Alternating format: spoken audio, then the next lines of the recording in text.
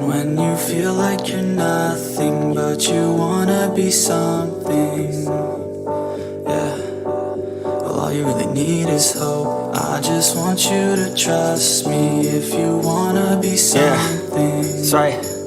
Let's go. Yeah, when you're feeling down and you're out, like you got nothing but doubt, you're alone in the crowd, just trying to figure it out. All of this cloud and this money got you feeling left out. Listen up to me now, every word that's out of my mouth. Wake up, it's me, you're gonna follow your dreams, or are you just gonna be another cog in the scene? You feel the hope in this beat, yeah, the hope that you need to proceed and be exactly what you wanted to be. I feel right and I'm proud, hype and I'm loud, I'ma shout all about how I feel in the now. Ain't nobody ever gonna try to change me, till I'm dead pushing up daisies. I'm alone in the crowd, I won't feel down. I got hope right now, and I know I'll be found. I don't really care just what all other haters gotta say. I know everything I do is gonna make them fade away, yeah. And when you feel like you're nothing, but you wanna be something, yeah. Well, all you really need is hope. I just want you to trust me if you wanna be something, yeah. Then all you really need is hope. Yeah, let's go. Yeah, it's what you need when you're down, need when you're out. It's what you need when you're sad and when you feel left out. You feel an energy drought and then creeps out, but with a little bit of hope you can figure it out. Keep your head high even when you're down inside. Through the pain you fight and through the painful nights you keep striving, keep trying, keep driving, rising, keep thriving, surviving. Nothing's in your way but yourself. Don't need nobody's help. You can make it through this hell. Take it one step at a time, one step as you climb. If you fail you'll be fine. Get back up to the grind and never lose sight of your mission. Be driven. This life is a prison if you don't have vision. You're in it to win it, so get it, don't miss it. Your chances now, so be something somehow. Don't let yourself down.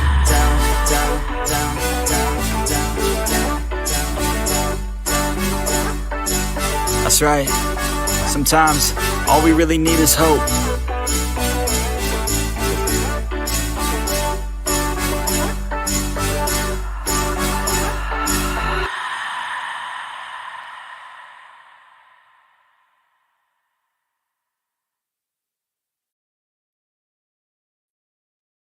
Hi, everyone. Good afternoon. How are you guys doing?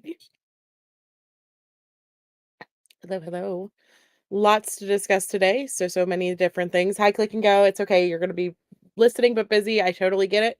I'm supposed to be busy right now also, but I'm going to be listening with you guys or talking or whatever. Hi, Amy. Hi, Malicious Intent. Hi, Kimberly. Hi, Salty C. Hi, JB. Hi, Roberta. Hi, Dina. Hi, BC. Good to see you guys. You're making a book nook while listening, like as in like a place to read your books, like an active little cubby hole to read in. That's awesome. I want a book nook. Sign me up. Put one on the list for me as well. So I want a lot of things that I want to discuss with you guys today. One of the which is the flashlights, the ominous flashlights in the backyard, aka the trash truck, aka the satellite imagery, aka what else have we heard that it is? Gray Hughes talked to Chris Proudfoot, not Chris Proudfoot's sources, not anonymous people. He talked to the real, actual Chris Proudfoot, and Chris Proudfoot explained to him the images that were seen on the video and the reason basically that they're so upset with Nick Barris because of Nick Barris putting this out as if it was flashlights, as if it was some type of ominous thing that took place, and it wasn't. And so he did debunk the flashlights for us. Thank God we have people like Gray Hughes who can put stuff into a way that makes sense and can put it onto a screen, um, while calling us idiots. But hey, it's okay. We need to be told that we're idiots sometimes. Um, but put it out there so that we can actually see it and understand and see exactly where the images are. And so I'm going to pull up his video from last night where he discusses that and show you guys a little bit of that information. I'm going to try to not die in the process of this. I am still dealing with like my cough and stuff like that here and there. And so I do apologize if I mute randomly. It's probably to cough my brains out for a second. You think it's BS. I see. So look, so what he says though is plausible. So let me pull this up. Let me pull this up from Gray Hughes Investigates last night. We're also going to talk about, of course, the background check, the not background, or not the background check, the lie detector test. Was there or was there not a lie detector test? Was there or was there not a lie detector test that was passed? Is there sources that have said this? I don't know. So that's one of those things. You think that the flashlights is the least of your worries about the things that have been put out. I get what you're saying, but I have honestly, whenever it was first put out there, I really did question, did somebody actually meet him in the backyard based off of the way that Nick Barris presented this footage and how the initial claims of where the camera allegedly was? I really, honest to God, did believe that he could have left that night or somebody left that night and met somebody, and then the other person went back to the house. It looked I mean, that looked like a plausible explanation to me. And so this actually was something that has been on my mind as how the heck is this a trash truck? Because it never made sense to me. It never made sense to me how in the world those lights were a trash truck. I mean, no clue how you get trash truck from those two lights. But here we are.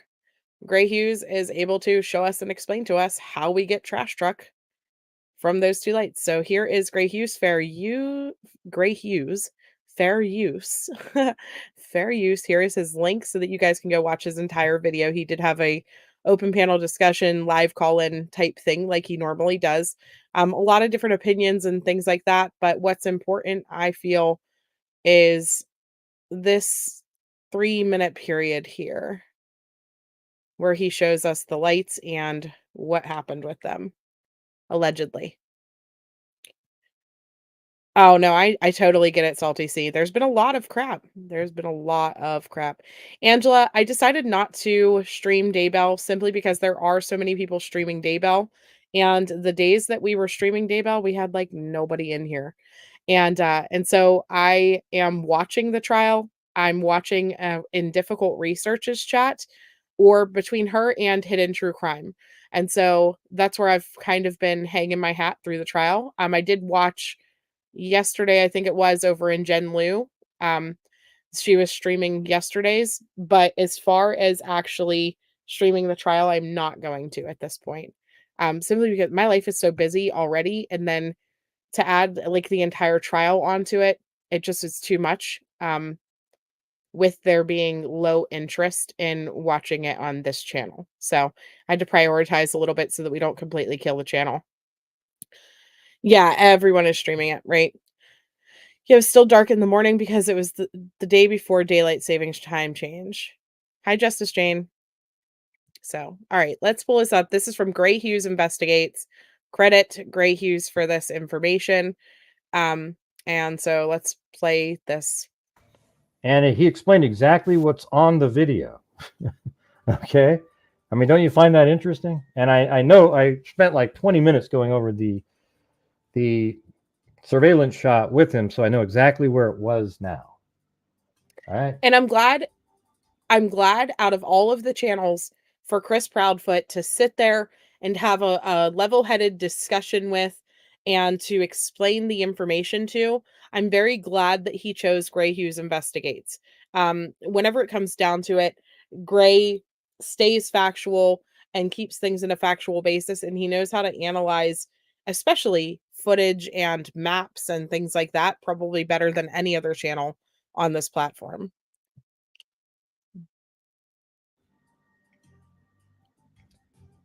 If you show me somebody who can map better than Gray Hughes, I'd be shocked. Nobody can map better than Gray Hughes. And by the way, I deleted my Riley Strain video because nobody was watching it. I mean, it was ridiculous. Only made it out to a small sphere of people watch it again, but I'm not going to. I just, it's such a waste of time and energy. So anyways, here is the one of the shots here. So this is the actual shot. See how there's a car there, and it's at the date here is 3 days off, but the time's pretty accurate. So the issue was whenever Nick Barris was showing the footage, he had taken his camera, he had taken his phone and was holding it up in this area. He was recording this area of the screen and leaving all the rest of this out. So that's why the movements and everything were so weird, because they were recording just a portion of the entire image.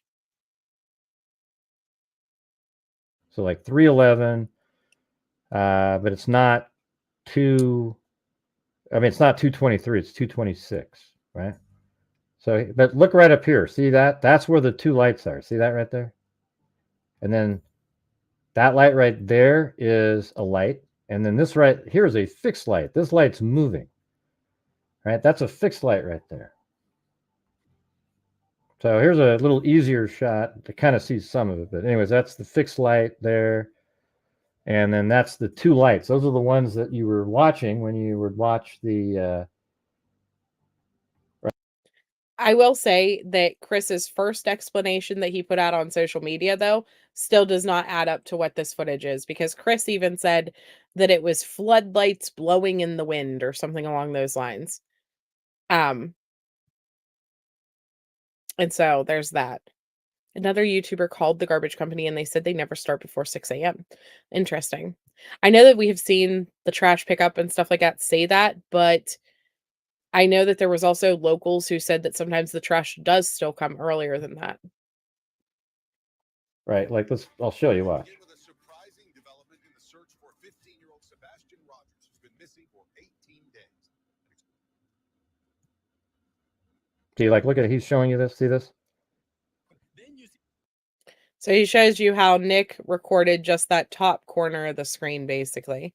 The subject to briefly appear and move toward the first before that light source is covered or obscured by bushes. Yeah. Yeah, and see, he was using a handheld shot. Somebody was filming the screen, and it was moving around. Okay, so it's totally bogus. But look, you can see, I mean, just go back to here. See how that's the same as this up here? It's the exact same shot. So that's the full shot. So I called, well, we talked on Facebook Messenger. I talked with Chris ProudFoot, and I would keep sending him various images, and we went through it, and he explained exactly where it is, and it makes absolute sense. Watch this. All right, so this is going to be the actual answer for what is in the famous flashlight video. And here it is. This is where the house that had the flashlight, or, you know, the surveillance camera. And those cars, as a matter of fact, I think you can even, this car right here is literally, I think, this same car. See how it's facing? That's the front of the car. And then there's other cars that are perpendicular to it out there. There's a pickup truck, a white one over there. There's 1, 2, 3, 4. There might be another car over there. But there you go. So that car is facing there, and that's the camera right here. Look at that. See that camera? Hey, look at that. The Broken Scout gifted 10 members. So the initial area where we were told that the video came from was over by Sebastian's house. And this is across the street. This is not the initial area. You really don't think that Nick was totally wrong. I think he was given bad misinformation, Seal. I really do. I don't think that Nick put it out intentionally to be misinformation, but I do think that Nick had misinformation about this because it was given to him in a way that made it become misinformation. And Amy in Boston, you're right. It has nothing to do with the convenience store. We actually called his place of business and confirmed that they do not operate at that construction site on the weekends at all. They are off every Saturday and Sunday. We do know that Chris Proudfoot was not working on Saturday or Sunday. Now, was he at work, like as in at his camper that was parked at the job site? He very well could have been. We don't have a spot, though, that we can say that, yes, he was for sure operating a crane, or he was doing this, or he was doing that, because they do not actually work on the weekends there. It's actually illegal to work with noise ordinances on Sundays. And so that was the first red flag. And that's what caused us to dig into it more to find out that he was not at work. Well, he was not working. He may have been staying at work, but he was not working. Does that make sense? So that's a thing. Dynamite, how's it going? Okay. So he shows you this house, and then he shows you the fixed light. This is the fixed light across the street. This is the one that's in the bottom corner of the video that does not move the entire time. This is the fixed light. Then he shows This you light right here is the light you see on the edge. There's no street lights out here. This light right here apparently is the fixed light on the far right. So right here, that one light that you see right on the edge there, that's what that is. Then if you go up the street here, and that time in February, there's no leaves on the tree, just like Delphi. There's a house right over that had the 2 lights on it. So it was right up here. That 2 lights on this house were those lights in the background. They were fixed also. Can you believe that this video footage covers this span? Like, this video footage is like, wow. Wow. It surprised me whenever he showed how far away the house is with the 2 lights. So here's Sebastian's home though, right? And so whenever Nick put this out, he said that the camera was facing a common area in the back of Sebastian's home. And so we'll pull it up on the map too if he doesn't back it out in a second. And then there was a light. But so it faces, like, I guess the common area, the roadway, but it's not really, I guess, because where the positioning of the house is, I guess you could consider that the back of his home. But really it faces like this whole area. It can see everything. Light that was moving. You guys want to know where that was? The light that was moving was up here on this, back on the street. It was a tow truck driver, So he says tow truck driver. He corrects it in a second and says trash truck. But what happened was the trash truck goes down here, gets the trash, and then there's no exit. So the trash truck has to turn around and it comes back. So that's the light that you see go out and then hurry up and come back a few minutes later. Truck was driving and it went this way. And then it turned around and went this way. That's why it looked like it went back. You know, the one that looked back? It was a tow truck driver on the top of the hill up there. So look at this. I mean, if you're filming about like this. So here's where Nick Beres was saying that it was a common area behind Sebastian's home. And so, yes, like this is behind his home, but we all assumed it was either this house or this house that had the camera. I don't think anybody thought in a million years that it was coming from across the street down the way. And so basically what he's saying is we're seeing this fixed light, these fixed lights, which we all thought were lights on the back of Sebastian's house or on the back of the neighbor's house. We're seeing this fixed light and these fixed lights, and then the trash truck is moving back and forth on this street up here. But that's why it goes down, turns around, and comes back quickly. It wasn't that it was somebody walking through the backyard, meeting Sebastian, or taking Sebastian, and then somebody going back into the house. Like, because that's what a lot of people, you know, heard. And then whenever they were saying it was a trash truck, it never made sense because I think a lot of us were picturing it being a trash truck on Sebastian's road, and we couldn't figure out how in the world it would be just this little tiny light off in the distance if it was a trash truck, right? I don't think that made sense in anybody's mind, or at least it didn't make sense in my mind. Like, I couldn't grasp that concept of it being a trash truck. And I thought, I was like, is Seth putting this out there or being deceptive about this? Like, because it is part of the investigation and like this video footage was never supposed to have been leaked. And that's why they don't want us to see it and blah, blah, blah, you know, all these things. But this makes sense to me. Like how he's laid this out there with the different lights, showing it and then explaining the trash truck. To me, that's a plausible explanation. And so now I understand. At least I think I understand. You can see it. Like it goes off screen over here, like way up there. It goes off and then back this direction. So it has nothing to do with somebody in yards with a flashlight, you guys. That's why law enforcement said it has no evidentiary value. And yet they're not going to say what it was. I mean, they're just going to keep it, you know, it's just part of their information they've looked at. I don't have the uncropped video, Mr. Tomato Head. I wish that I did. And I'm not even sure Nick Beres probably had the uncropped video.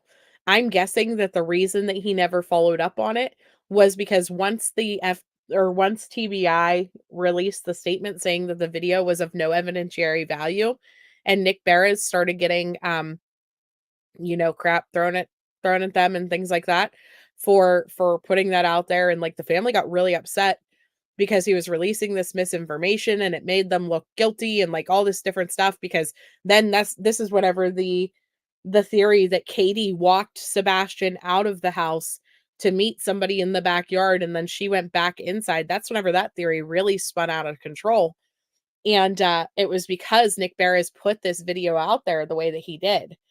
But then I'm wondering if the reason he never followed up on it and never did another video about it, never discussed it again, I'm wondering if after maybe the person who gave him the video gave him the full video, and then he's seen that it was exactly not a true thing. Hey, go for it, Mr. Tomato Head. If you have a link to the whole video, then that's great.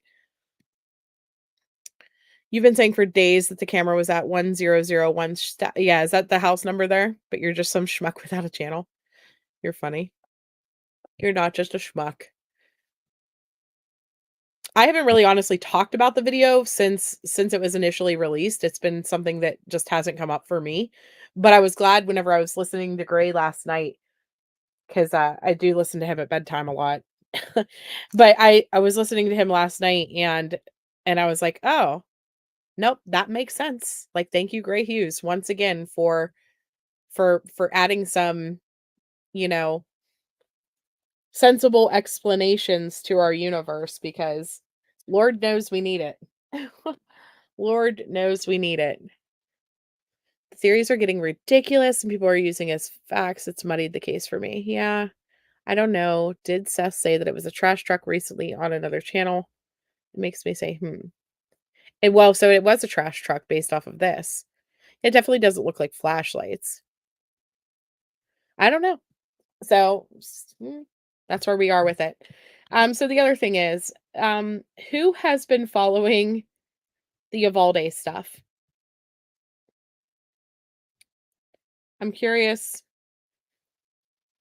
How many of you guys have been watching the Uvalde Foundation for Kids and their different posts that they have been putting out? Yes. Sorry, Mr. Tomato Head. There it is.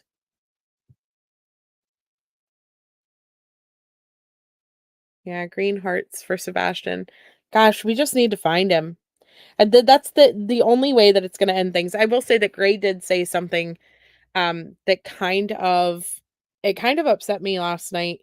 Not because he said it or because, he meant it to be upsetting, but he said that he spoke to Chris for an extended period of time, and he said that he would be completely shocked if Chris had anything to do with this based off of his conversation with him. And I get that. I think that there's a lot of people who have talked to Chris at this point and think that he's not involved, nor do we have any evidence that he is involved. But what Gray said that upset me was, he said that basically at this point, from what he understood from the conversation, was that they believe that Sebastian wandered out or left his house, went somewhere, walked down the road, which let me pull up the map. Let me pull up the map with the path that he said that Sebastian took out of the house now, based off of the scent dog and the scent that Chris is still maintaining happened. And that he is still saying it connects to Sebastian's case. We don't know. Unfortunately, we still don't know, because it's been very back and forth. But he basically said something along the lines of that it sounds like law enforcement thinks that he went out there for whatever reason. He left his home. The scent dog allegedly came around the house, went back through the fences to this side street, walked down this side street, made a right towards this way, and then the scent dog goes to the pond, and that's where it stops. And so Gray made it sound like that at this point there probably won't be any more physical searches now for Sebastian until the leaves fall off the trees again, because Chris made it sound like they are under the impression that Sebastian left this house and went out here and got himself stuck somewhere or got himself lost. And now he's like in this wilderness somewhere, basically, and they're going to be waiting to find his remains. And I can understand thinking that way if we were talking about a 3-year-old or a 5-year-old or like a child, but I understand he has autism, but to say that I don't think he was low enough on the spectrum to just wander off and get stuck somewhere and just stay there and die. Um, I mean, obviously, if you get stuck, you don't have the choice but to stay there, but to me, like, that theory doesn't resonate. I know that they said that they searched, they've searched a lot of these miles and things like that, but now with I guess with the leaves back on the trees and the fact that the spring is rolling in.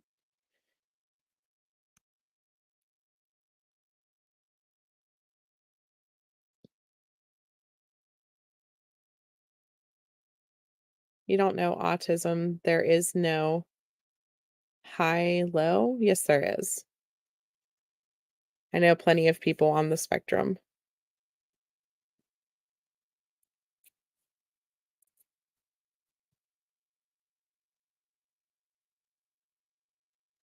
Vestiges. I can see you. Yeah. Tag Sleuth Mom in your video to watch it. I'll have to go check it out.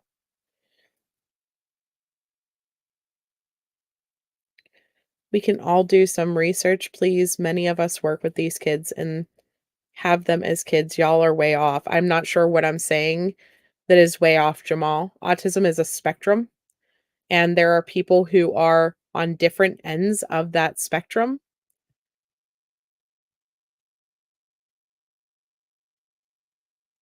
So, regardless though, to me, it doesn't seem like, and I don't know, does anybody think that that's a possible theory that he really is just stuck in this wilderness somewhere? That he walked out barefoot, walked down the street from his house, or walked through the backyard, down the street, and then came over into the construction area, went for a swim. Like, they obviously didn't find him in the pond. And then just his scent disappeared after that. I don't know. To me, it still just does not jive. I still think that there's a possibility that he could have met somebody could have picked him up, maybe somebody's seen him wandering. I do know that the neighbors have said now that he has wandered outside before or would walk up and down the streets before, that he has hidden under vehicles before, but I don't know. To me, it does not seem right.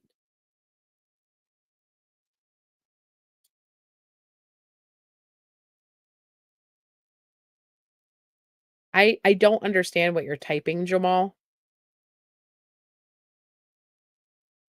He's not in a school for autistic children. He's not in a separated school. He is still in a school with public school students. Harley Dilly was 14 and on the same level of autism as Sebastian, and he got stuck in a chimney. Right, that's true. He did. He got stuck in the chimney. It took them 3 weeks to find him. So then, but Harley Dilly had reasons to like run away, I guess, and so does Sebastian at that matter. I seen it. Yeah. You guys are always going to be 60 seconds ahead of me. Like, it takes me 60 seconds to see your comments because of closed captioning being turned on. It does put me a slightly behind you guys. Maybe there was a truck at the pond. Maybe. You think he got picked up. You think that Katie knows. Maybe. We're still in this position where literally every scenario is still on the table. But I do think, so if there is a dog scent, because that's been one of those conflicting things, a dog scent, not a dog scent. There is a scent, there isn't a scent. That came out, he walked back behind these or between these 2 yards, walked down this road, and then came down here.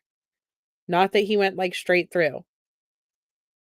It was dark. There's no street lights. I don't think that a camera would have seen him because if he's moving depending on the rate that he's moving and how dark it was, very easily could have walked down that street. But where do you go from there? Where do you go from the pond? I mean, this is dense. I mean, look at this, guys. Where did he go? If he just walked off, where is he? And like, it frustrates me because I don't want to be in a situation where we're just looking for this kid forever. You feel like he's in the water or close to it in an area the family is familiar with in the area. Just your feelings, opinions, and feelings. Yeah.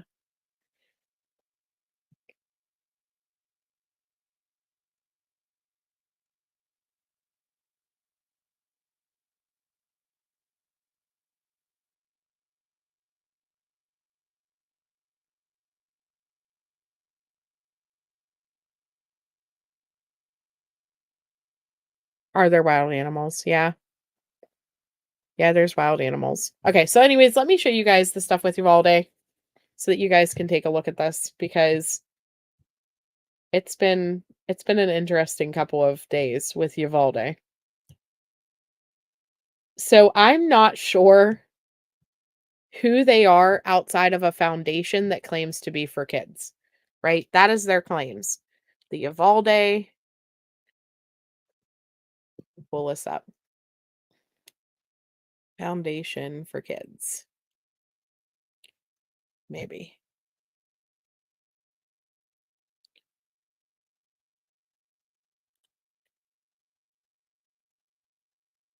So we kind of looked at this briefly yesterday, and I did not pull up their Twitter site whenever I was doing this.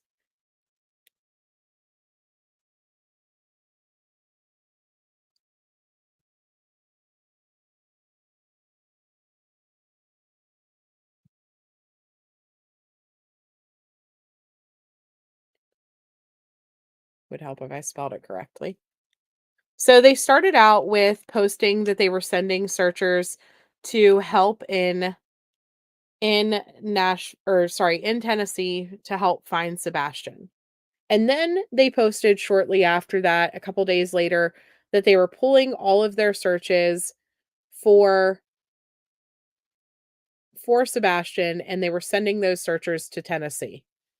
Or no, to Alaska, because they had reason to believe that Alaska basically needed to be investigated um in regards to Sebastian's case. And so they pulled all the people out of Tennessee and sent them there. So then they posted and they said, where's this at? So then at the same time they're posting on Twitter, and they posted this post. It says, "We are now 100% convinced that the family of Sebastian Rogers knows far more than has been revealed publicly. We are also now equally convinced that recent developments indicate answers to be revealed soon. The Uvalde Foundation for Kids." And they hashtag Seth Rogers in this. And so, first of all, coming from, somebody who is supposed to be this public organization to help find children and things like that, we assume that they're working alongside the family at least, or alongside the private investigators, maybe alongside police, things like that, right? Same type of impression that we had whenever it came to the United Cajun Navy. We just assumed that they were coming in and they were going to be this legitimate organization that was going to be working alongside the police, and that we're not going to be the trashy trash that they turned out to be. Um, but unfortunately, nothing that was said was backed up, and they had that phone call with Crime Sleuthin that she ended up playing the entire call. I know that's a debatable fact as well, but she did end up playing the entire call on one of the channels, and the conversation went exactly how she said the conversation went. This guy alleged that he knew where Sebastian's remains were, and that they just couldn't get to it because they were being threatened and shot at and all these different things. Well, then the police came out in the press conference and they said none of those threats were ever reported to them. I don't know. So then we have this Uvalde Foundation. Now they are searching for Sebastian. They were sending people to Alaska. yesterday or the day before yesterday, 416 they posted, we're now 100% convinced that the family of Sebastian Rogers knows far more than what has been revealed publicly. Where does that come from? Where the heck do they get this information? Why are they putting this out in a tweet? You know, all the questions. I have all the questions about this whole situation. So then today they post this one.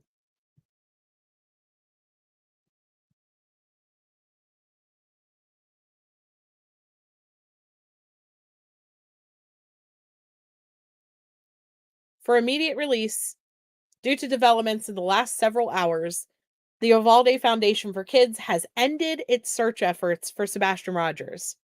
More to be announced. Sebastian Rogers, Amber Alert, UvaldeFoundation.com, Seth Rogers, Chris ProudFoot missing. Posted this on Twitter. What? What type of developments happened in the last several hours? My mind instantly goes to, did they get threatened to be sued by Chris Proudfoot? Was there like a cease and desist sent, something like that? Because, you know, of course they started to insinuate that the Proudfoots have something to do with this. And now they're pulling out. So then Ringo shares this with me. SF investigates. I know people have different opinions on FS investigates. Depends on which side of Twitter you're on. If you like him, if you love him, you hate him, whatever. I could care less. But he puts this out and he says hundreds of messages, emails, BS. This tweet has 2 likes after an hour. You're a scam organization like fellow bottom feeder United Cajun Navy. You're not here for Sebastian. You're here to scam money in Sebastian's name to avoid jeopardizing and progressing the investigation. You don't know the first thing about investigations, and law enforcement couldn't be more adverse to you. Remember when you were threatening people on behalf of UCN? How dare you scam people in the name of ending school violence and then come here threatening people on behalf of the criminal element, the United Cajun Navy? As if this case needed any more drama or any more confusion or any more people trying to take advantage of this family or the people surrounding this case or anything else like that. Now we have this organization standing there throwing shade at the family, and then we have people throwing shade at the organization. I'm just mind blown at this whole back and forth. Like, how does this keep happening in this case? Where does this crap keep coming from? So now 2 hours ago, they put out a statement in regards to, oh, where'd it go? In regards to the Sebastian Rogers search. Let me pull this up for you guys. 3 hours ago. This is them now addressing. It is, Danny Lou. It's a like freaking mess. It's just back and forth. We just need Sebastian to be found at this point. I know SF was right on with Kylie Rodney case. Everybody attacked him because he criticized AWP, and he was absolutely right about them. He was. And that's what I mean. Like, I could care less about your personal feelings about SF investigates or whatever, but it baffles me that we have this constant back and forth. So confused about that foundation. Do they have legit search teams with search and rescue training, or do they just send volunteers to search? I honestly do not know. Their pages say that they are a nonprofit youth organization for social services. It says that they are dedicated to preventing violence out of tragedy and hope, and that they are the second most current and active Facebook page for the Uvalde Foundation, the Uvalde Foundation for Kids, and Uvalde Foundation things. But as far as like search and rescue goes and things like that, I don't know if they really have any. I mean, I don't know if they have any more experience than you and I do. Let's put it that way. Or if they're just people with a 501(c) that have come out and are quote unquote helping. It seems that a lot of people with 501(c)s are trying to like connect themselves to this case for one reason or another. I mean, I don't know. So anyway, so they released this statement, and it says the Uvalde Foundation for Kids founder addresses the Sebastian Rogers case.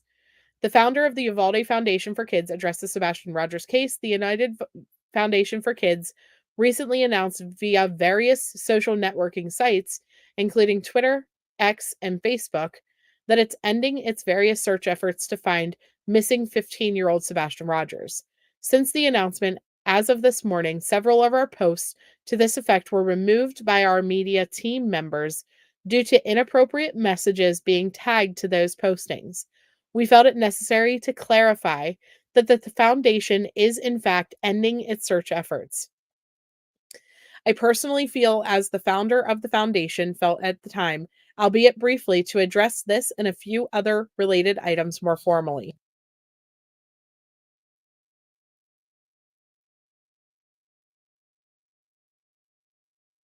Says many have asked why we have ceased our efforts for Sebastian. Many have also gone on more recently to question the legitimacy of our involvement in this case, with recent theorists going so far as to challenge the legitimacy of both our hearts and our efforts overall as a foundation. A rather entertaining amateur news report on our foundation from our beginnings, now almost 2 years ago, has even been circulated. It is time to more formally respond as the founder of the Uvalde Foundation for Kids. That task ultimately falls upon my shoulders.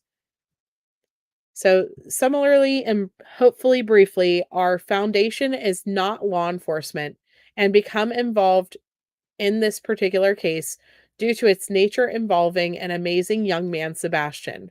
While it was not parallel to our nonprofit's work to prevent school violence as a nonprofit student and youth organization or advocacy organization, we could not turn a blind eye to his plight. Too many organizations and individuals do just that. We avoid getting involved because it's not our business, or we feel we are underqualified or too young or worried what others will think. Whatever the reasoning, they are unacceptable. Since Uvalde, Texas, our foundation has been dedicated to protecting youth and serving them. In this case, it didn't matter to us that it was not a school violence related case. It was a case involving a child missing, and as a nonprofit, we had resources. As individuals, we are mothers, fathers, and family members beyond anything else. How could we remain silent? In an attempt to provide any help we could, initially through our Stop Now Safe Response volunteer teams, we teamed our own network of volunteers and online crisis team members, including students themselves, from our national network, searching and passing out flyers, making phone calls, and more.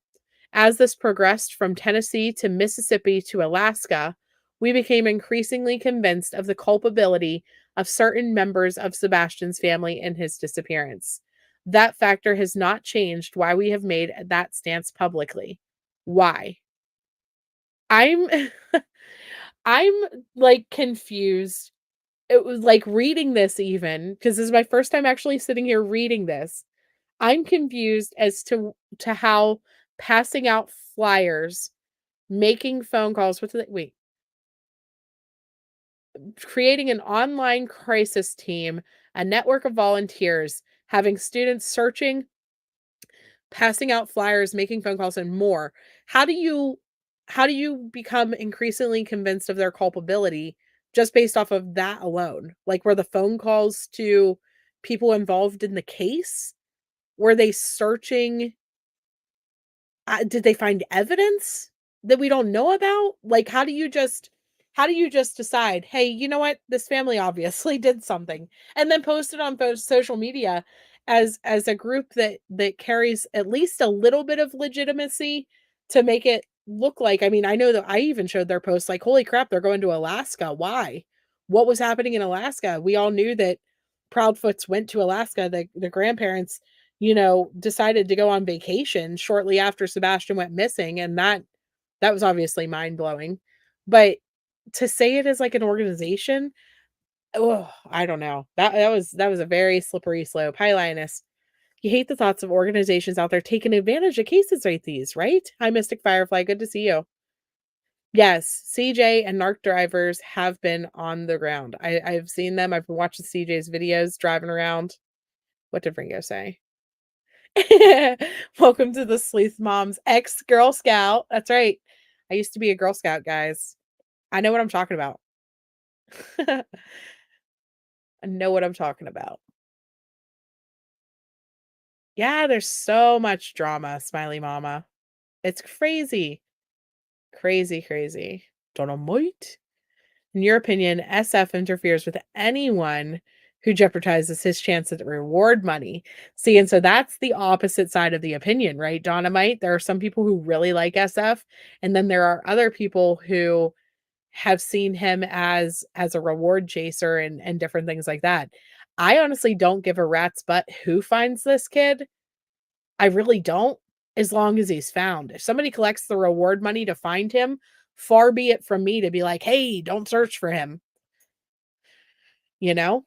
Let's just get him found, however it has to happen. However it has to happen. Yeah, it's a weird excuse. They don't necessarily need to go themselves. They can enlist, well, that's true, who were already up there, right?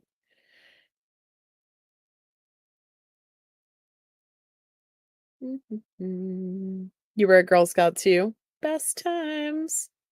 You were a terrible Girl Scout? I graduated high school. I was one of those ones that were a Girl Scout all the way through. That's right. That's right. Just as holding parents accountable when their child enters a school and kills students is appropriate, the foundation asserts that holding family members publicly accountable when their child is endangered or harmed in any way due to their potential negligence or worse is also most appropriate. Here's my thing. We can agree to disagree on this. I think that there are cases where parents should be held accountable for their missing children. For example, Oakley Carlson, the parents should be held accountable every day until she is found because they never reported her missing. Madalena Kojakari, we just talked about her yesterday. Well, at least 200 of you watched me talk about her yesterday. Please go watch that video if you haven't. Um, there are parents that are vastly aware of where their child is and never report them missing, and then it's discovered that that child is missing. The Daybell case actively going on right now. Those types of parents need held accountable. Now, whenever it comes down to runaways and things like that, it's very hard to watch your child every second of every day. And I feel like as long as you are doing the right thing in reporting them missing in good faith that they can hopefully be found, not because you're trying to hide your criminal activity that you murdered them or something along those lines. We're not talking about the Elijah Vu case. Um, sorry. I think that there should be criminal liability for children who are missing under a certain age if the parents are not able to say where they are after a certain amount of time. I do not think that every time that a teenager runs away, that parents should be arrested. Do you know how many jails we would have to have based off of how many teenage runaways there are to hold every parent accountable for their teenage child running away? I mean, and I hate to say that, but we are to the point where there is, oh my gosh,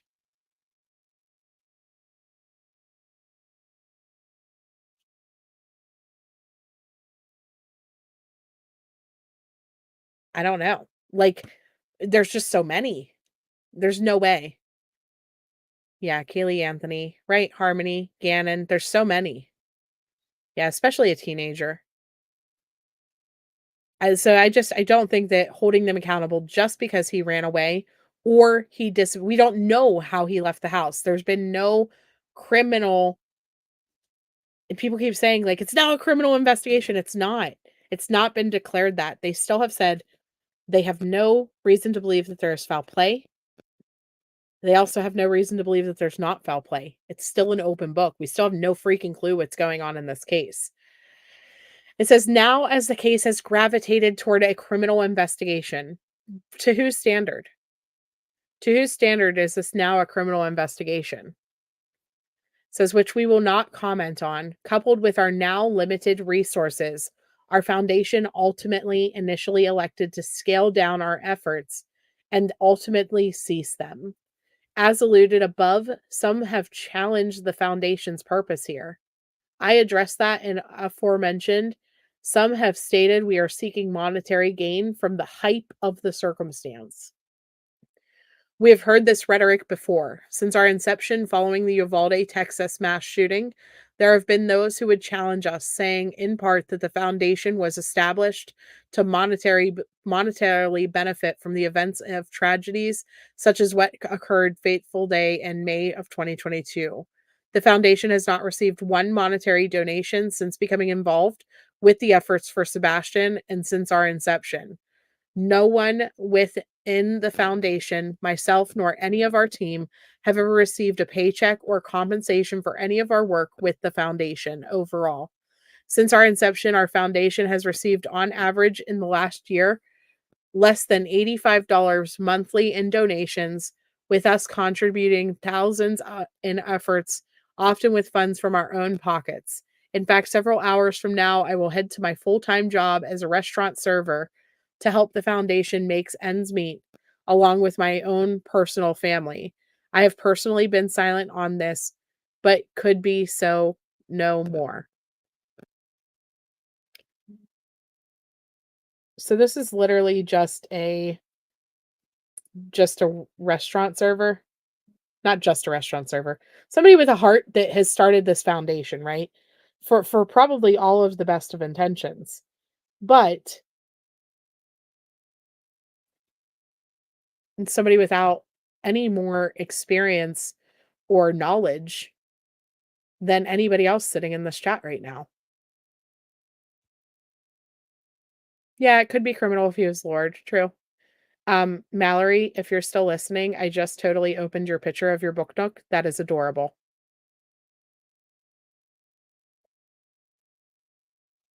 That is absolutely adorable.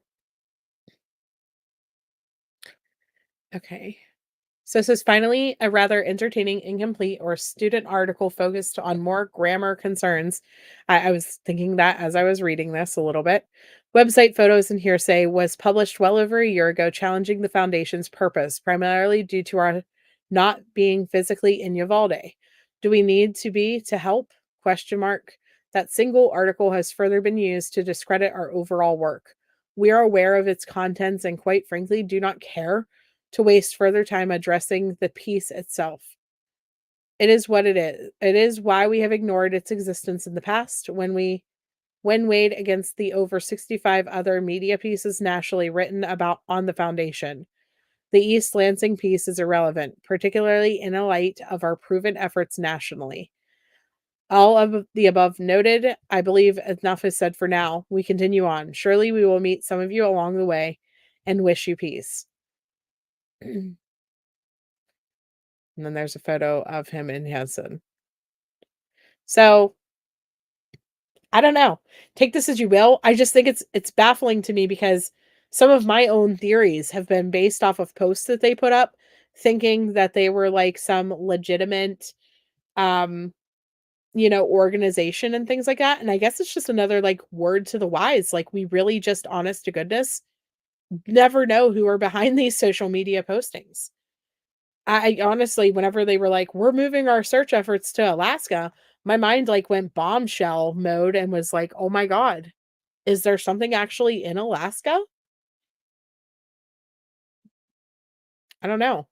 Or is it more like what Gray Hughes insinuated last night, where Sebastian is just lost somewhere in the woods surrounding his house and just got stuck whenever he was out walking for whatever reason in the middle of the night?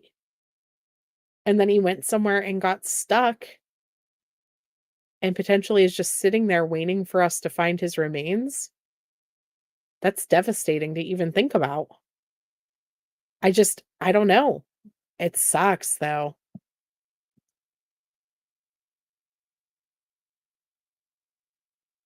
What even made them think that he was in Alaska? You missed that altogether. So, Avery, right after Sebastian went missing, like I think it was 2 or 3 days after, Chris's parents took a trip to Alaska. They drove to the border and then they took a plane, or they either took a plane or a ferry over into Alaska.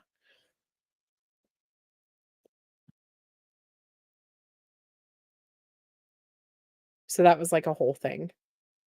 It is. It's sad, Roberta. It's very sad. Um, so the other thing I wanted to take a look at was the sources. Everybody is posting now. Let's see if I can find it. So I think it was last night that retired FBI ex-agent Jennifer Koffendorfer was on T-Rev, and during that she said something about the lie detector. Let me go to this.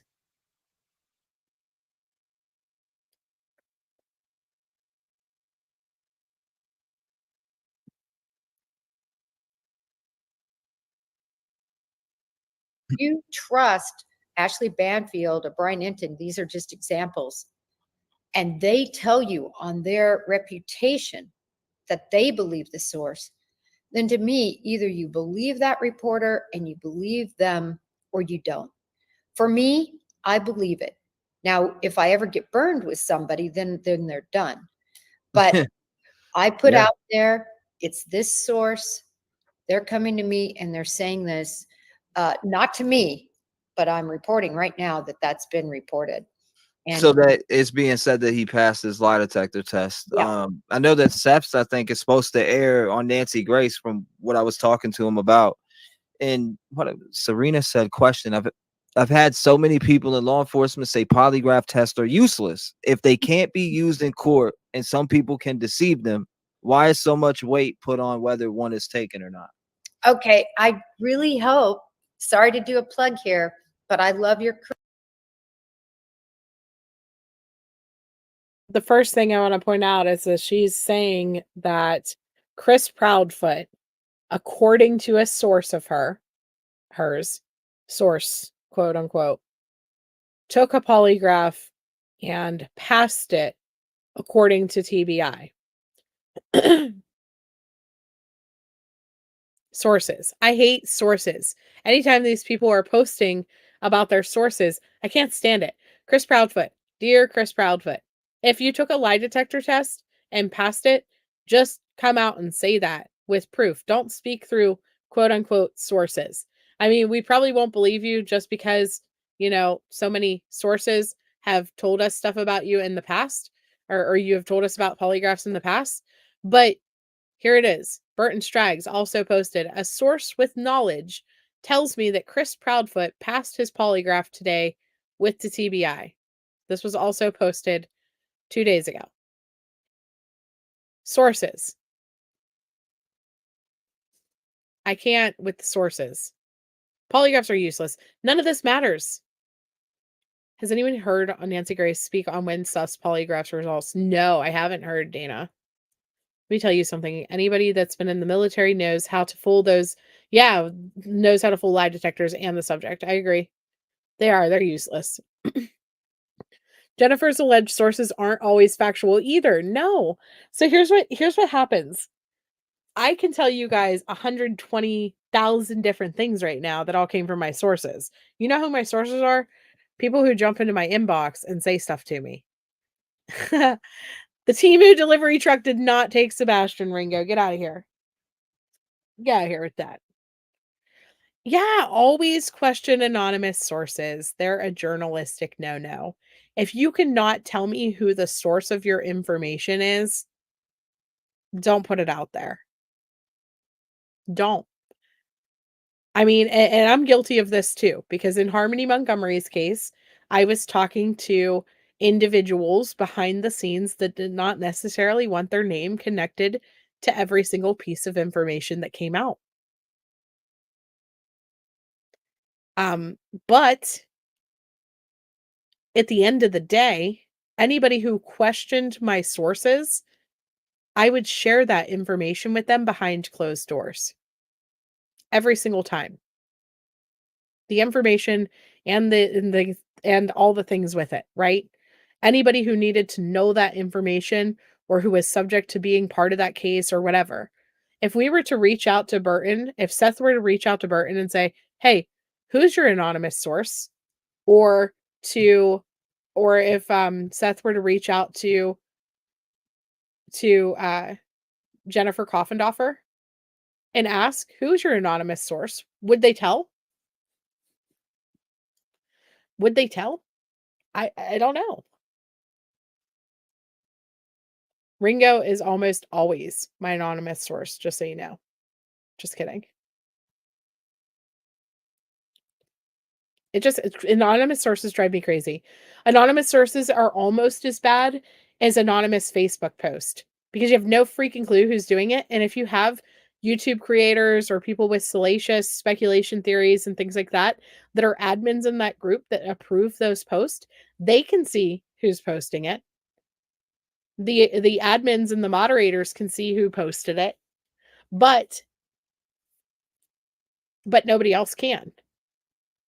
And so how do we know it's not just the admins making up a lot of these anonymous posts to keep the speculation spinning whenever it's their Facebook pages, connected to their YouTube channels, connected to whatever, right? And so these anonymous sources do the same thing for me. True. I really hope you guys tune in to Break the Case. I just started this podcast / YouTube. It's on Apple, Amazon, Spotify. But one of the people I interviewed is a very famous polygrapher for the FBI. He still does polygraphs all day long, every day except Sunday. And I think he even works on Sunday. He's to this day, even though he's retired. Mm-hmm. And we did a session just on polygraphs. Wow. Okay. So talking about the whole podcast is surrounding polygraphs. Yeah. And That's awesome. it's a good one. It's short and sweet and we get into it. But in a nutshell, I'll tell you this. As an investigator, when people won't take a polygraph and when people lawyer up, it's just sometimes they do it a lot. Now, here's my issue with this. How long has it been since Jennifer Coffendoffer was with the FBI? I want to know that information. Does anybody know like a factual timeline for how long she was an agent, what part of the FBI she was part of, how long she serviced, and what other forms of government or police forces has she had any expertise on? I really am interested in that information. Because I honestly don't know. I've never really like researched into her and dug into her background. But I doubt that investigators dogs are barking, sorry. I doubt that investigators um yeah, she doesn't know anything. I'm going to tell you something right now. No matter what type of thing is going on in your life, lawyer up. Seriously, I don't care if you have a missing child. I don't care if your neighbor stubbed their toe on your driveway. I don't care what's going on. Like lawyer up every single time. If you have the ability to get a lawyer to protect you, do it. Do it. Look at her LinkedIn. No, I don't want to look at her LinkedIn on the live stream. I can't, but this is where we are now, right? She might be a completely legitimate person and have all kinds of information. Hi, baby, how was school? Good. You want to say hello to everybody? Hello. Hello. You just came home from school, huh? I came home from school. Hey. What, baby? 1 second, guys.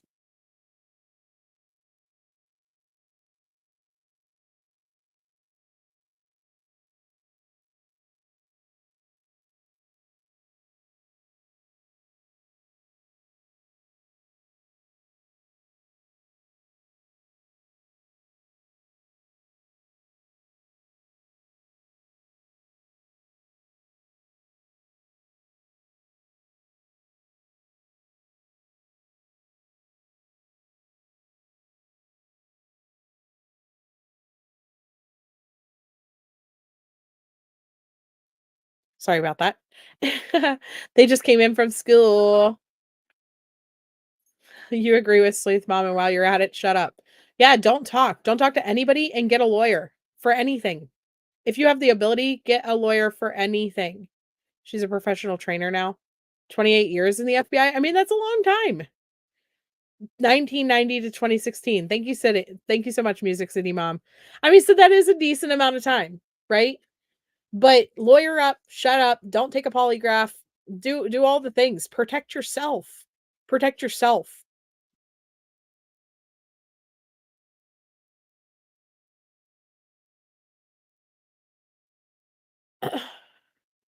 I mean, cooperate with the police, cooperate with the investigation, especially if it's about a missing child. But if you start to feel like you're getting hit like you're the suspect, I mean, lawyer up. Especially if you know you didn't do anything.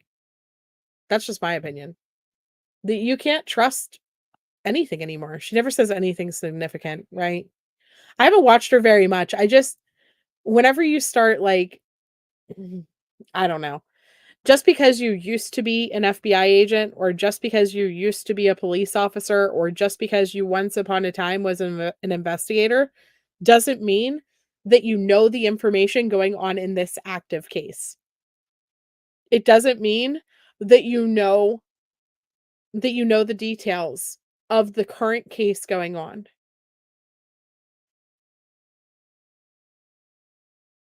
Yes, Mr. Tomato Head, this is exactly it. You've looked her up once. She does have credentials, but so does Chris McDonough. The big difference is they no longer have access to evidence.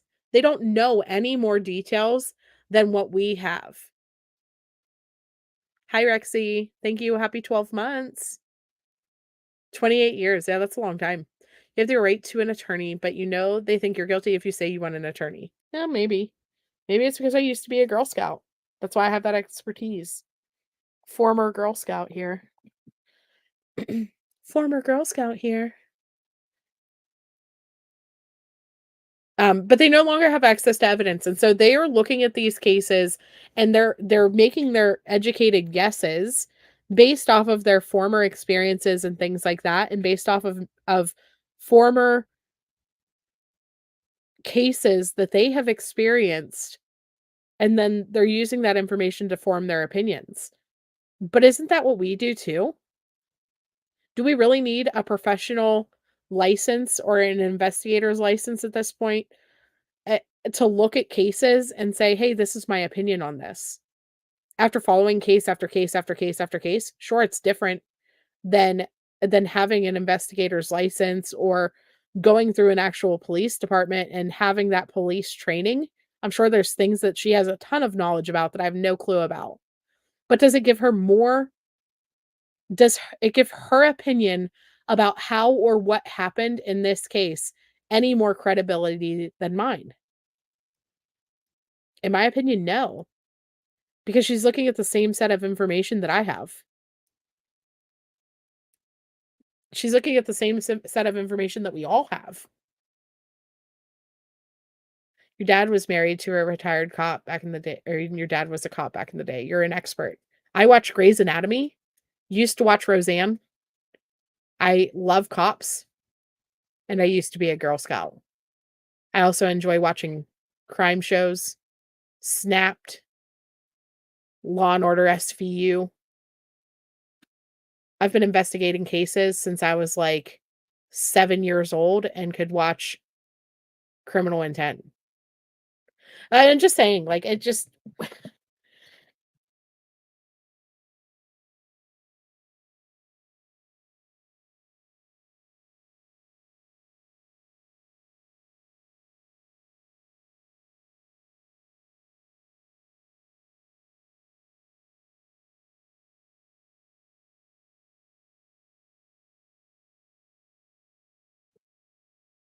You're an expert in divorce, right? You've read a lot of murder mysteries, right? Just look at what Jennifer's been saying about Brian Koberger with no evidence. Yeah, they're all guessing with no evidence, just like we are. Nobody knows this investigation except for the people who are in the investigation.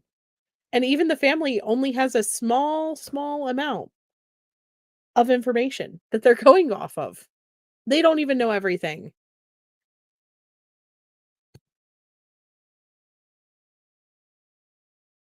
This is true, Dana. The reality is there are people who leak confidential information. You most definitely have seen it with your ex-fiance with inside information. And that's sad, and it shouldn't be that way, but you're right.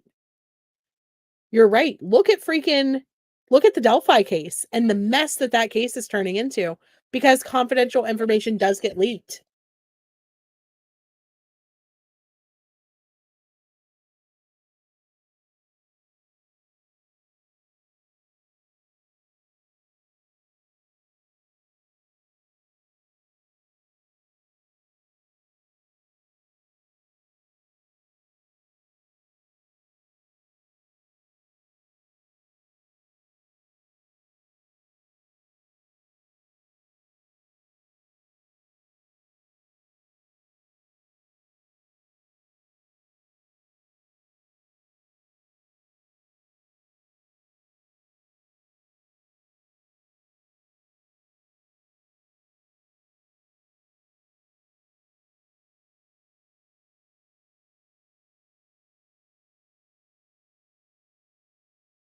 Yeah, Delphi case is a mess. Give me 1 second. I want to pull up this video of the private investigators real quick.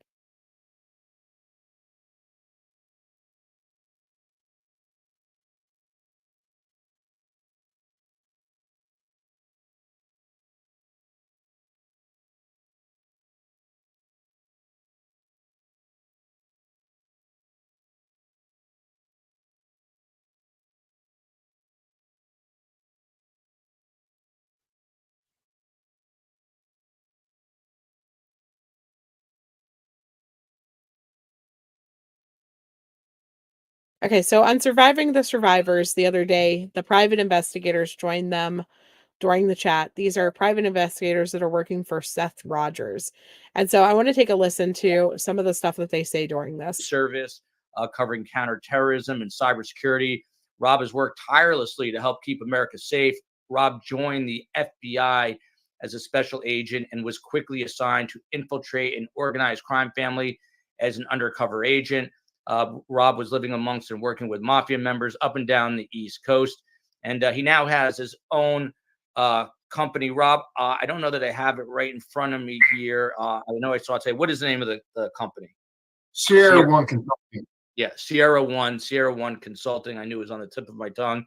And Rob does a lot of appearances in media and on media for CNN, Fox, MSNBC, and on it goes.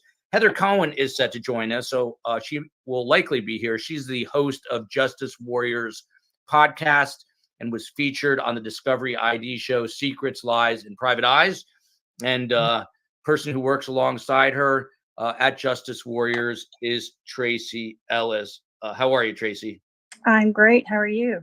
Doing well. Do we know if Heather is planning on jumping on? You should jump in any apartment complex. She was out working a job. Yeah. Oh, and did I get the right information? Has Heather now been retained actually to work on this case, on the Sebastian Rogers case, or not? We are going to let Heather answer that. However, he can tell by my cues. I have all my cues going. Mark McClish we trained with Mark McClish, so that was great. He does speech analysis and statement analysis. Interesting. I know there've been several prominent speech analysts who think that there's some strange things going on here. And Heather Cohen is back to join us. I just introduced you, Heather. Thank you for coming back. So let's just kick things off. Rob D'Amico, our first-time guest here. Rob, 7 weeks, a missing child with autism here.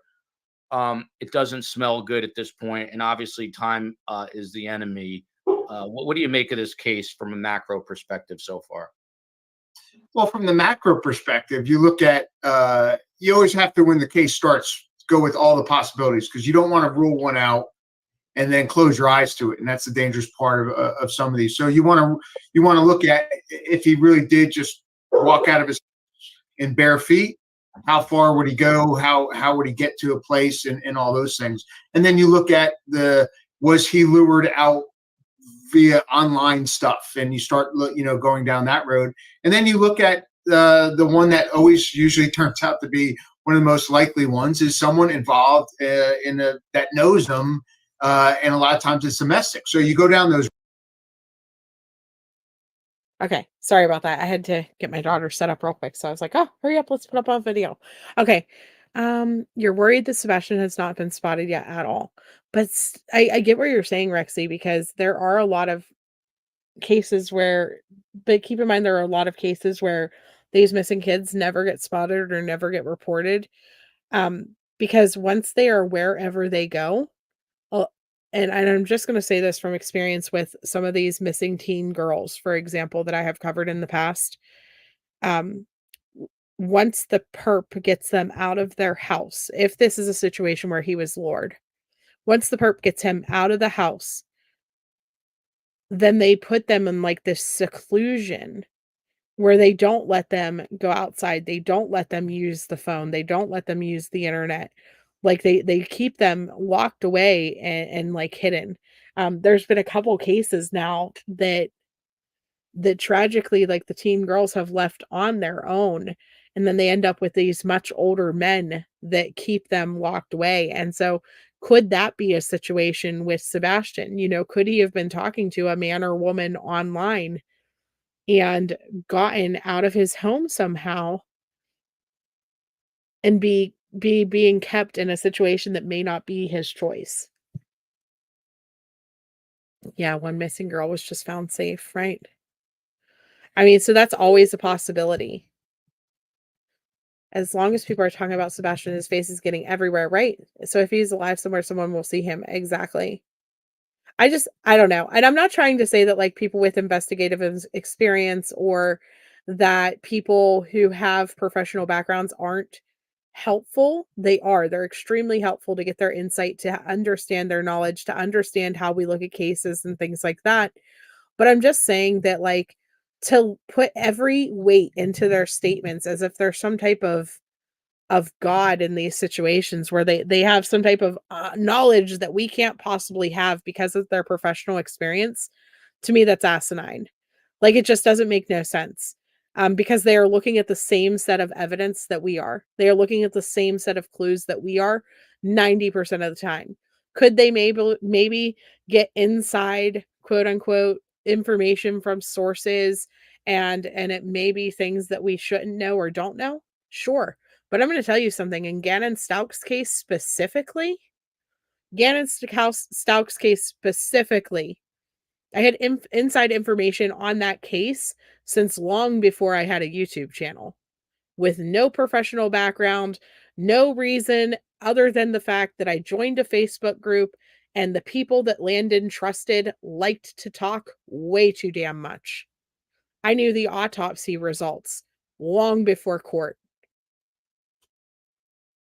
Like, it sucks, but people they do leak information, but you don't have to be some professional to get information leaked to you. It just happens.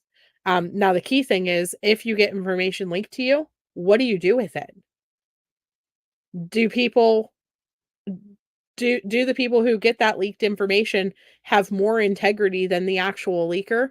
Do they put that information out there for the public, or do they keep it to the vest because you don't want to ruin a case?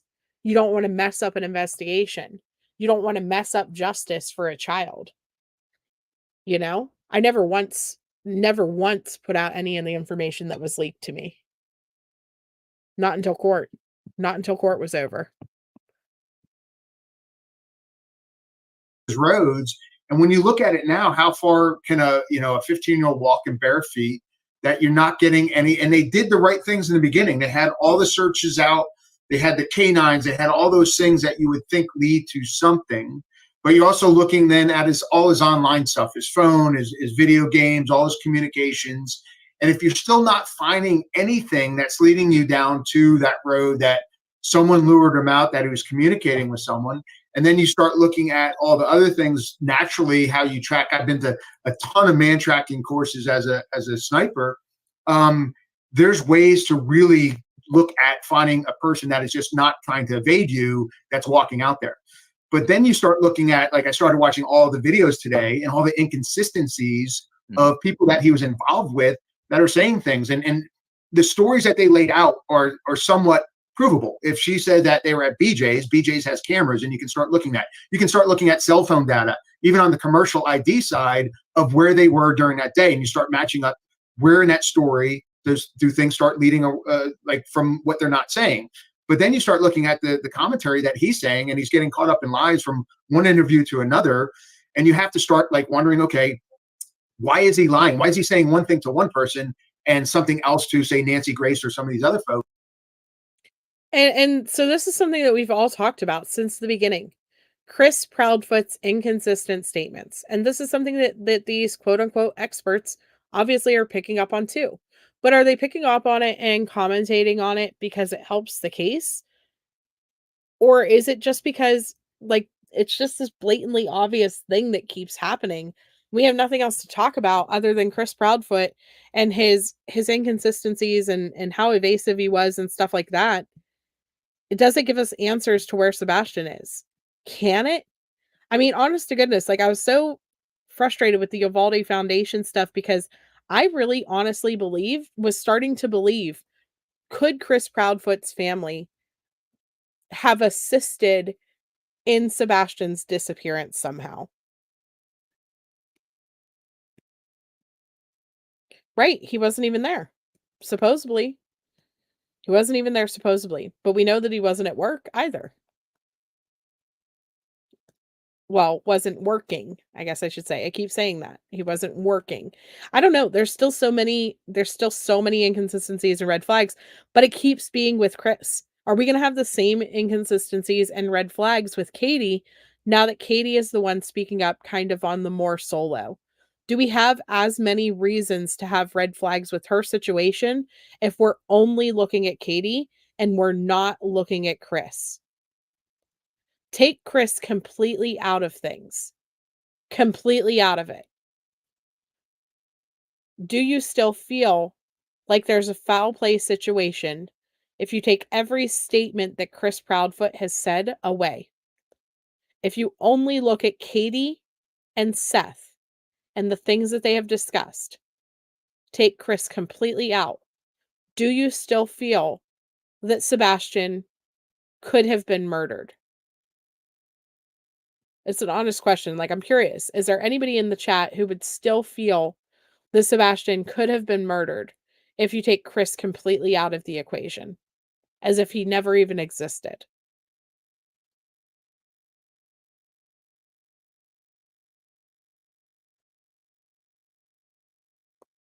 And then I go back to what Gray Hughes said again. So you keep that in there, or take Chris out of there, and put that it was just Katie at home. If Sebastian left the house that night, why? Why? And how often would he leave the house that she maybe didn't know about? Was this the first time that he ever allegedly went out in the middle of the night?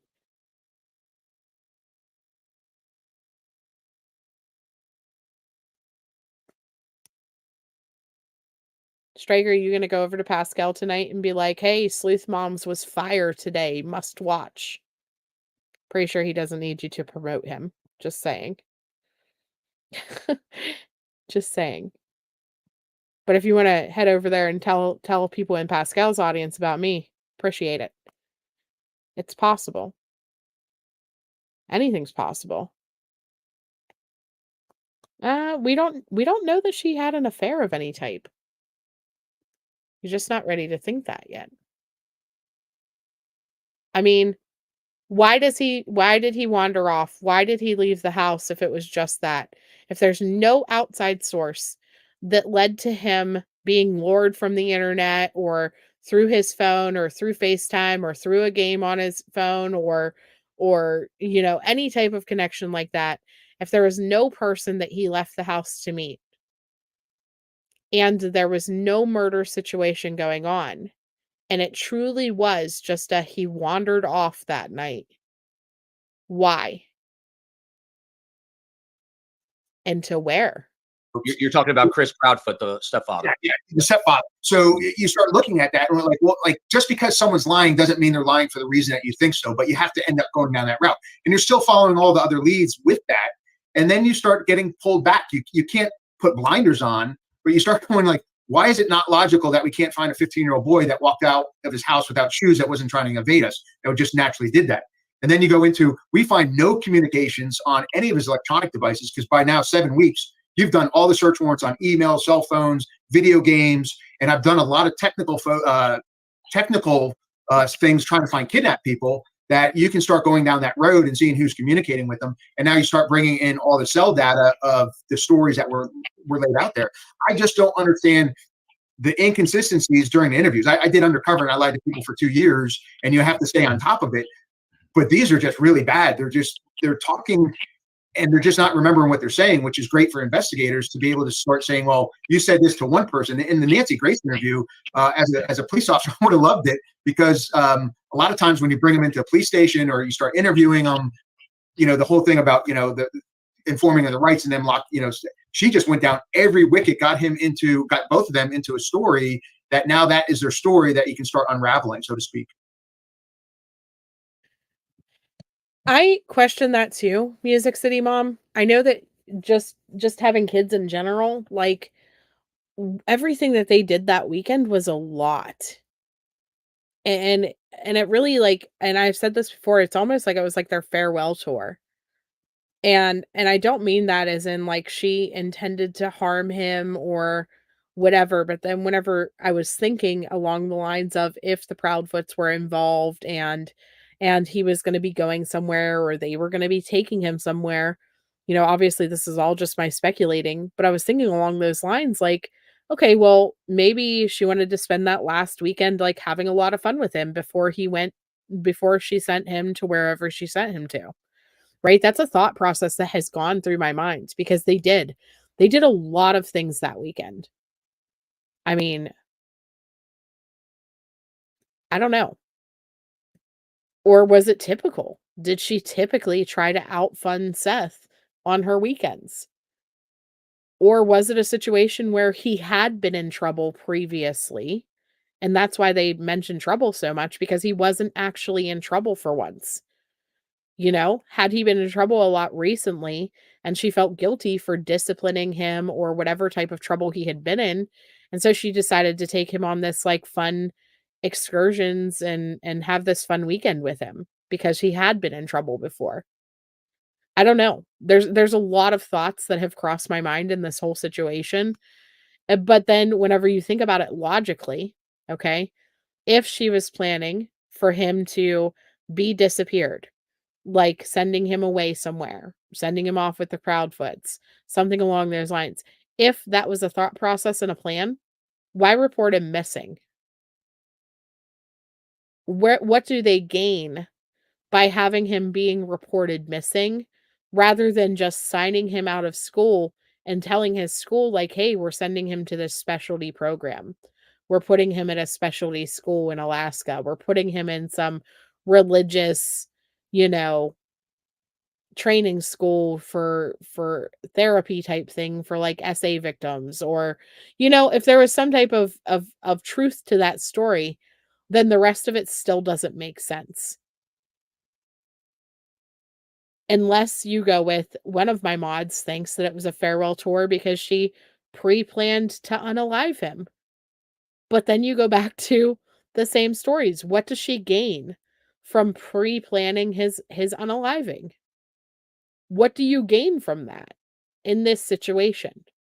If she was that much of a trouble, just send him to Seth's. And so there's a lot of things that still just logically don't make sense in my mind, even whenever I'm thinking down through other possible scenarios outside of my original thought, which is that somebody got him to leave his house and that he's somewhere.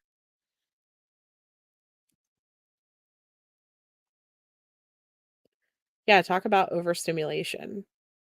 The lights in the back of the house are significant. You don't believe the garbage truck stuff. Rexy, we kind of looked at Gray Hugh's video at the beginning. If you wanted to see that. With or without Chris, hate to say it, however, I can't help but think that someone outside of the family may have taken him. Yeah. She said in the interview that he wasn't, I know, she said that he wasn't in trouble. They said that in multiple interviews, that he wasn't in trouble. And it was almost like he wasn't in trouble for once type of thing. You know, like why put so much emphasis on him not being in trouble? After re-listening to her on the Karen Reiterate, her credibility is poop. Yeah, risk versus reward. It just doesn't make sense. With every question, we must weigh risk versus reward as well as assets versus liability. Right. You're thinking it was an accident and Chris helped cover it up. I don't know. And this is where I get stuck because Anne said the door is unlocked. This is where I get stuck because honest to goodness,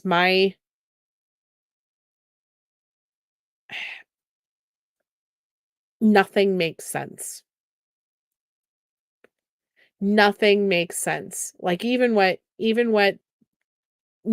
are alluding to on Gray's, like that he basically insinuated that Chris alluded to the fact that the police think that they're not going to be able to search until fall now when the leaves are off the tree again.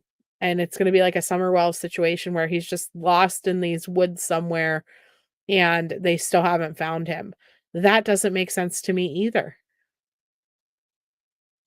If there's no receipts, no way he was there. Also, Costco has cameras all over the doors. Yeah. Their receipts would say they went to Texas Roadhouse. They did go to Texas Roadhouse. I don't know. So none of it makes sense to me still.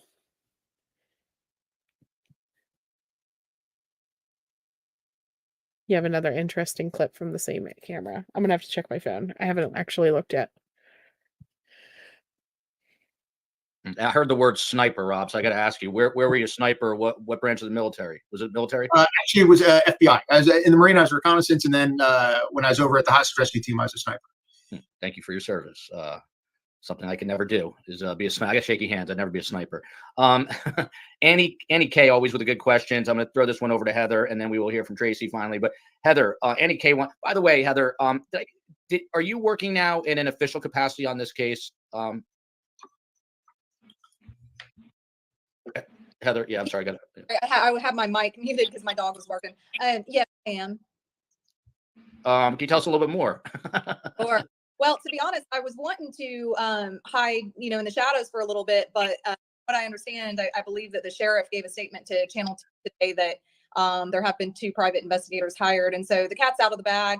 Myself and there is another private investigator also has been officially hired, and so yeah. And are you hired, if I can ask, by Sumner County? Is that who hired you? No, I am hired by the biological father. And again, I didn't want that to be known publicly, but the cat's out of the bag. Everybody knows, so there's really no reason to hide it at this point. Well, so you're hearing it here for the first time. Heather Cohen's firm, Justice Warriors, now working in an official capacity, hired by Seth Rogers. It just goes to show you the links that Seth Rogers, the father, is going to here. Again, a little funny. If you're not speaking, if you could just keep yourselves muted, that would help me, Rob and Tracy. I know it's a little bit of a pain, and then we'll unmute as you go. But Heather, there's a question here from Annie. Is it time to try pinning the mom, Katie Proudfoot, against the father, Chris Proudfoot, with a time-limited bluff about the first one gets the deal kind of thing? Are we at that point yet where you've got to pressure one side or the other?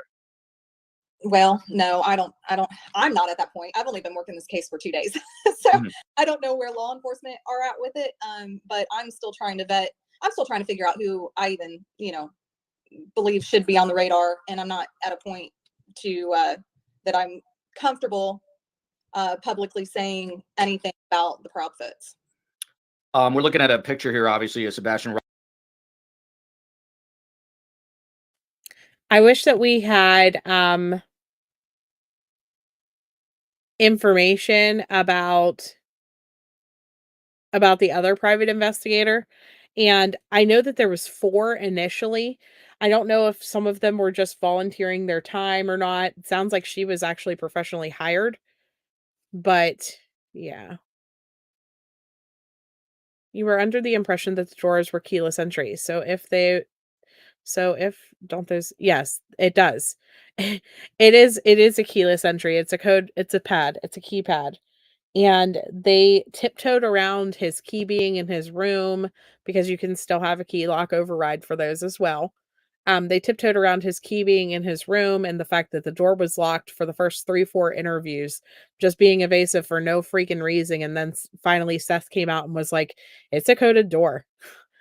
And then that was all blown up on the Nancy Grace interview as well. And it's very frustrating because it was such an easy thing to answer, like that they automatically lock.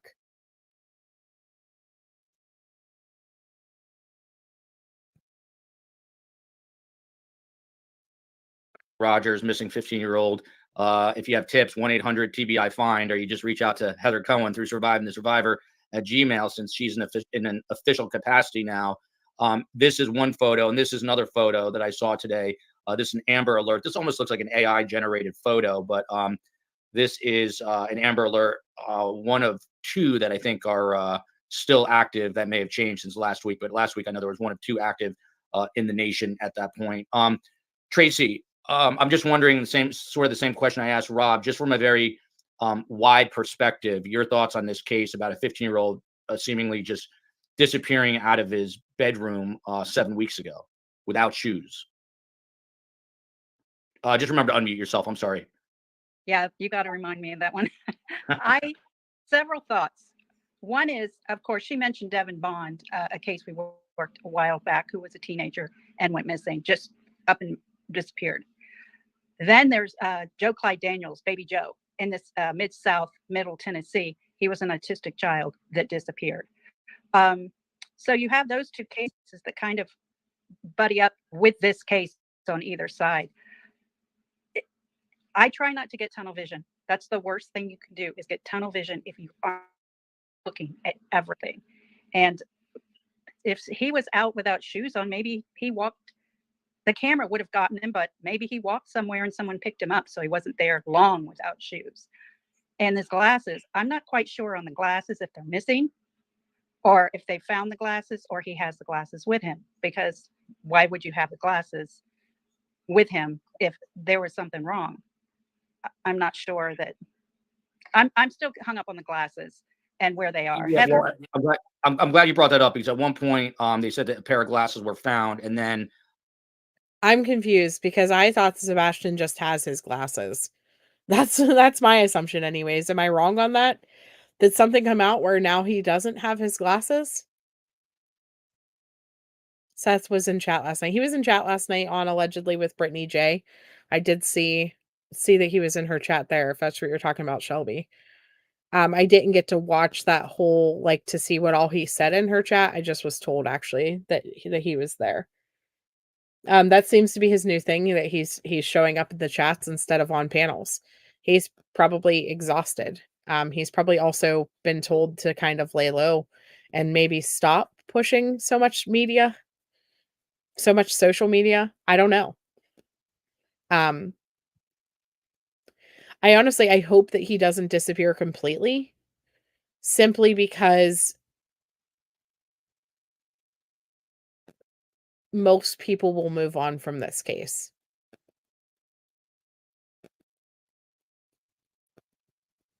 Some say yes to the glasses and others say no. Thank you, Roberta.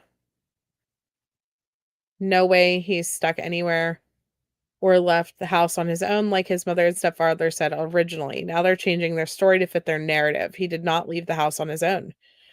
I don't know, Lydia. I know.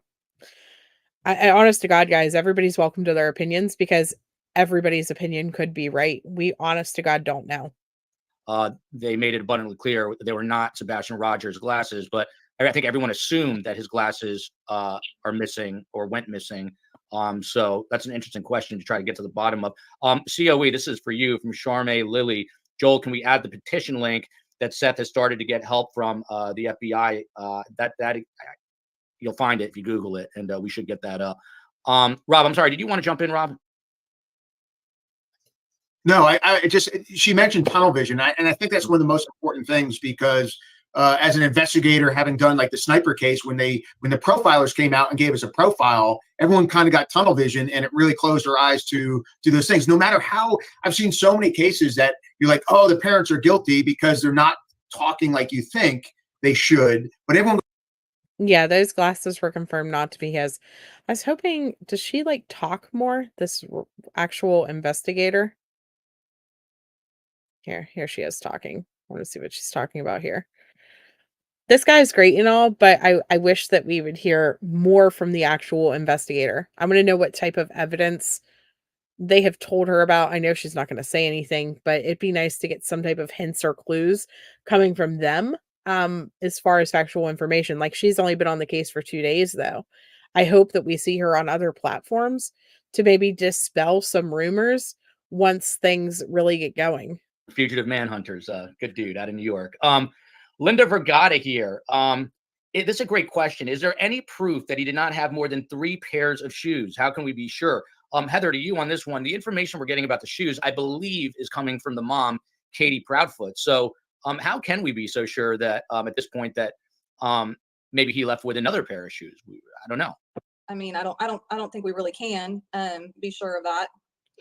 But I think for me, the biggest mind bender about this whole case is the fact that something that we learned today from the sheriff, which I don't know how much of this has been out publicly, but he talked to us. I sat down with Sheriff Weatherford today at the Sumner County Sheriff's Office, and he said that, you know, they've got footage from ring cams of Sebastian coming out, dropping the trash in the trash bin, going back in. They've got his lights coming on in his room.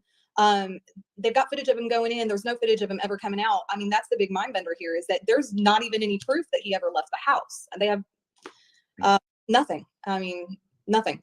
Yeah, that's amazing right there, because you just don't even know where to begin, which is, I'm going to come back to you on that. Jody Arrington, I seem to remember law enforcement not wanting to comment about the lights. There was this talk about 2 flashlights on the front lawn. So nothing, just a bunch of nothing. I don't know. I don't know, guys. We're going to keep revisiting different stuff though, and looking at these different interviews and just trying to figure out and make sense of this case as time goes on. I am going to get off of here because I do need to go outside. My husband just texted me and asked me to come out and give him some assistance real quick with something. And so I do have to go. But I appreciate every single one of you guys who came in to listen to me rant and kind of talk about Sebastian's story some more. Keep circulating his face. Keep trying to dispel rumors. If we can figure out what are rumors, what aren't rumors, and freaking, I don't know. Keep just talking about Sebastian. Somewhere we have to get to an end of this case. They need to